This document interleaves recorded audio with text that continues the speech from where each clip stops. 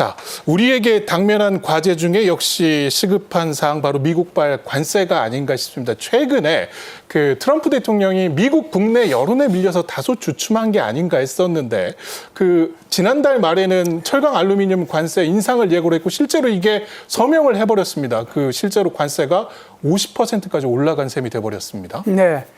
지난달 말이죠. 5월 30날 펜실베니아주에 그 US 스틸이 있거든요. 우리 한국을 하면은 이제 포스코 같은 철강 회사예요. 여기 가서 노동자들 앞에서 연설을 하는데 갑자기 이 얘기를 꺼냈어요. 아예 앞으로는 철강하고 알루미늄에 50% 관세를 부과하겠다. 지난 3월 달에 25% 관세를 부과해서 지금 시행이 되고 있어요. 여기에 다시 25%를 더 부과해가지고 50% 관세를 부과하겠다고 그래서 6월 3일 날 어제죠. 어제부로 이제 이게 서명을 하고 오늘 새벽 00시 01분부로 이것이 이제 발효가 됐거든요. 예. 그렇다 보면 결국은 미국으로 들어가는 이런 철강들, 한국산 철강들이 철강 회사들이 좀 어려움에 처할 가능성이 있다 이렇게 보죠. 사실 그 트럼프 1기 행정부 때도 철강 알루미늄에 좀 손을 대서 우리 정부로서는 이제 쿼터제로서 최대한 막아놓은 상황이었는데 그 7월 이제 완전히 합의가 이루어지기 전에 다시 한번 좀 소통을 통해서 이걸 현행 쿼터제로라도 좀 막으려는 우리 정부의 시도는 좀 있을 것으로 보입니다. 예, 왜 그러냐면 당연하죠. 그거는 지금 현재 50% 해가지고는 미국도 죽어요. 사실상 미국으로 들어오는 US 스틸로 생산되는 것만 가지고는 미국이 감당을 안 되거든요. 그러면은 결국 다른 나라로부터 이거 철강을 수입을 해야 된단 말이죠. 그런데 모든 이 건축 자재의 기본이 바로 이게 철강인데 이게 50% 이제 관세 때려버리면 뭐 전부 다 가격이 다 올라가는 거죠. 이건 이제 미국 스스로도 바람직하지 않는 거고 제가 볼 때는 이것도 여전히 협상용이다 이렇게 저는 생각을 해요. 그러면은 이제 뭐 다른 나라도 마찬가지겠습니다만은 한국도 미국과 이제 본격적인 협상에 들어가지 않겠습니까? 그러면은 자동차 문제라든지 알루미늄 문제라든지 그리고 철강 문제라든지 이런 품목별 관세에 대해서도 미국하고 협상을 하지 않겠는가 이렇게 봅니다. 예. 그 철강 알루미늄이 사실 우리의 주력 대미 수출 품목이기도 합니다. 그래서 실장이 말씀해 주신 것처럼 일단은 미국하고 협상에 나가는 것이 1번이고 그렇습니다. 두 번째가 이제 우리 수출 기업들의 피해를 최소화하는 것인데 맞습니다. 정부도 좀 기민하게 대응에 나서고 있는 것 같습니다. 네, 정부도 굉장히 기민하게 지난주부터 움직이고 있다라고 저는 해석을 하는데요. 크게 두 가지라고 제가 의견을 드리고 싶어요. 하나는 대미 수출이고요. 그러니까 수출길을 막는 거죠. 관세 전쟁 때문에. 근데 지난 2020년부터 중국으로부터의 수출 통제 대상이 되고 있습니다. 그러면 공급망이 막혀 있고요. 하나하나 건건이 공급 허가를 받아야 됩니다.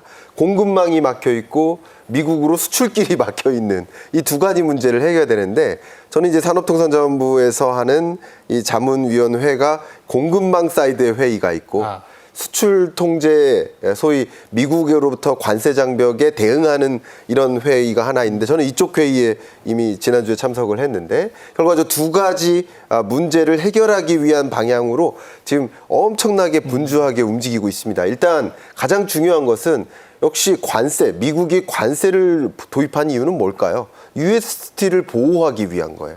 근데 US 스틸을 보호하는 데는 관세 장벽이 도움이 되겠죠. 그런데 굉장히 재미있는 게 앞에 말씀 주셨던 것처럼 정말 중요한 얘기가 철강이 안 쓰이는 데가 없어요. 알루미늄이 안 쓰이는 데가 없어요. 근데 관세를 이렇게 25% 부과하면 많은 기업들이 대미 수출을 못합니다. 사실 대미 수출을 못하는 게 아니라 미국 내 수입업자가 수입을 못하는 겁니다.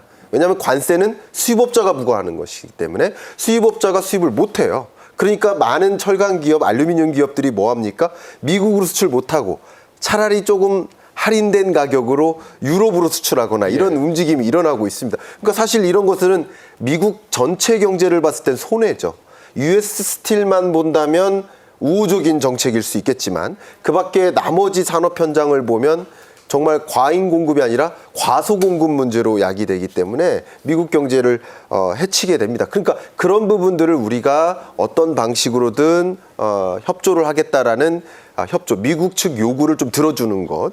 대신 우리의 관세는 철폐하되 우리가 뭐 중국으로부터는 원자재나 부품을 의존하지 않는 그 밖에 다른 나라로부터 자원을 안정적으로 조달받는 그럼으로써 미국 측의 요구를 좀 들어주는 그러니까 미국 측의 요구도 들어주고 우리 측의 요구도 관철시키는 이런 과정이 무역 협상이기 때문에 상대적으로 지금 미국이 당면에 있는 여러 가지 문제들을 해결하는데 해결책을 제시하면서 협상의 과정을 가져가는 그런 구상들을 이 산업통상자원부 내에서 진행하고 있다라고 의견을 좀 드리고 싶습니다. 예, 줄 수 있는 걸 주면서 국익을 최대한 챙기는 방향으로 나아가야 할 것 같습니다.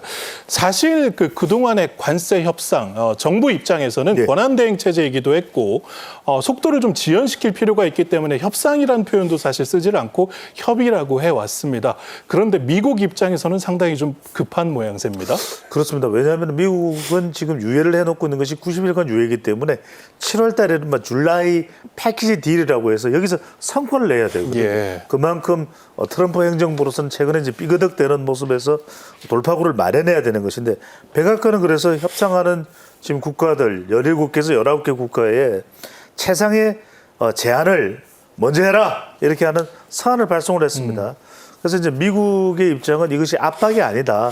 그러니까 이제 일정을 좀 상기시켜주기 위한 것이다라고 이야기를 하고 있습니다만 그럼에도 불구하고 이 서한을 받는 국가들은 7월 8일, 9일 이런 이제 이 임박한 시점까지 어떤 협상을 할 수 있을까? 우리도 지금 기술적인 협의는 몇 차례를 하긴 했습니다. 근데 중요한 것이 여기서 첫 번째로는 정상 간의 소통, 이재명 대통령과 트럼프 대통령 사이의 소통이 중요할 것이고 두 번째로는 정확하게 지금 권한대행의 담당 안덕건 산업통상자원부 장관, 정인교 통상교섭본부장 등이 인수인계가 잘 될 필요가 있습니다. 어디까지가 협의가 됐는지 그리고 미국 쪽에서 원하는 비관세 장벽의 내용이 어떤 내용인지가 잘 전달돼야 될 것 같고 그다음에 우리가 또 하나 이재명 정부에서 노려볼 만한 것은 우리가 가지고 있는 무기가 있습니다. K조선 그다음에 LNG 알래스카 투자에 대한 부분은 미국이 굉장히 절실하거든요. 이런 부분들이 우리가 10분 활용을 해서 미국과 또 적극적인 협의를 우리가 합리적으로 국익에 우선해서 효율적으로 할 필요가 있을 것으로 보입니다. 예, 조선이나 에너지 협력 같은 우리의 카드를 적극 활용해서 챙길 것을 챙길 필요가 있을 것 같습니다. 자, 줄라이 패키지 진짜 시간이 얼마 안 남았습니다. 우리와 상황이 비슷한 게 아마 일본 같은데 우리보다 사실 협상을 먼저 시작하기도 했고 그 협상 시작 현장에 트럼프가 나타나서 좀 당황스럽기도 했었는데 일본 상황 좀 어떻습니까? 일본은 굉장히 적극적으로 협상이 임하고 있죠. 크게 두 가지로 나눠볼 수 있는데요. 하나는 이제 정상 차원에서의 협상이 있고요. 두 번째는 고위급 차원, 소위 말해서 장관급 차원에서 협상이 있습니다. 그래서 지금 말씀하셨던 것처럼 정상 차원에서의 협상은 이미 한 차례 이시바 시게루 총리가 미국을 방문함으로써 한번 협상을 했잖아요. 한번 회담을 했고. 그다음에 이제 이번에 그 나토 정상회담도 있고 G7 정상회담도 있는데 적어도 두 번 중에 한 번 이상은 트럼프 대통령하고 이시바 시게루 총리가 만나서 회담을 할 수 있다. 그러면은 이제 적어도 두 번 정도의 정상회담이 있는 거잖아요. 그리고 이제 이 고위급 회담이라고 보는 장관급 회담인데요. 이게 이제 내일부터 시작해서 5, 6, 7, 8 나흘 동안 5차 협상을 합니다. 그래서 일본의 재정경제상하고 베센트 재무부 장관, 러터닉 상무부 장관 이렇게 해서 만나가지고 하게 될 텐데 이렇게 되면은 거의 뭐 어느 정도 이렇게 그림이 그려진 상태에서 이시바 시게루 총리가 G7 정상회담이나 나토 정상회담에서 트럼프 대통령하고 만날 수 있지 않겠는가. 그렇게 되면은 큰 그림이 그때쯤 되면은 거의 완성 단계로 갈 수도 있겠다는 그런 생각이 들어요. 단 지금 일본에 부과하는 것은 24%란 말이죠. 그러니까 보편관세 10%는 모든 나라에 다 적용하는 거니까 일본이 이제 가지고 얘기할 수 있는 것은 14%. 그러니까 24%, 10%를 뺀 14%만 가지고 얘기할 수 있는데 미국은 이것도 안 된다라고 얘기하는 거고요.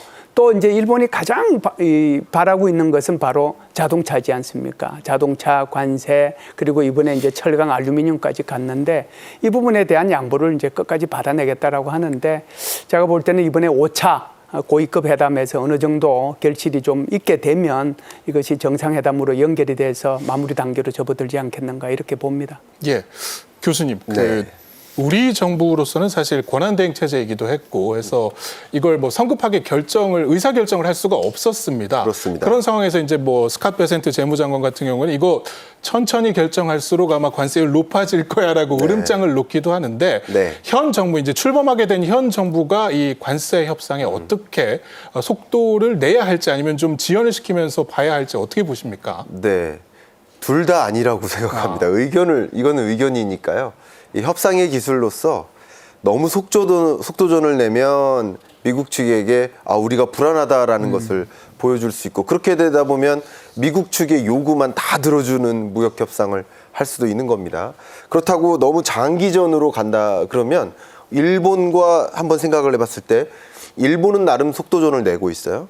그러면 일본은 우선 협상국으로서 예를 들어서 관세 유예의 과정을 거칩니다. 근데 일본과 우리나라를 생각해 보면 대미 시장을 놓고 봤을 때 수출 경합도가 높은 국가예요.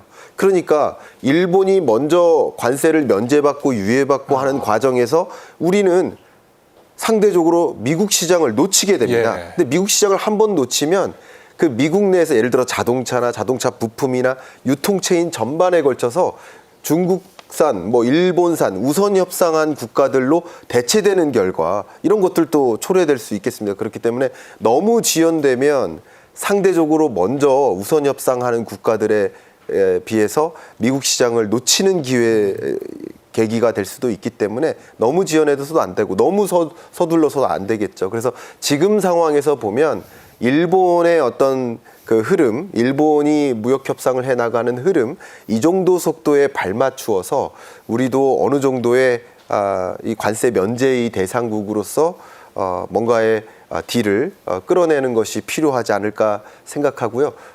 앞에 배종찬 소장님께서 말씀해 주셨던 것처럼 미국 측의 요구를 우리가 적극적으로 들어줄 수 있는 부분들이 분명히 있습니다. 그런 부분들을 좀 중심으로 해서 우리 측의 요구사항을 관철시키는 것이 굉장히 중요한 순간 아닌가 의견을 드리고 싶습니다.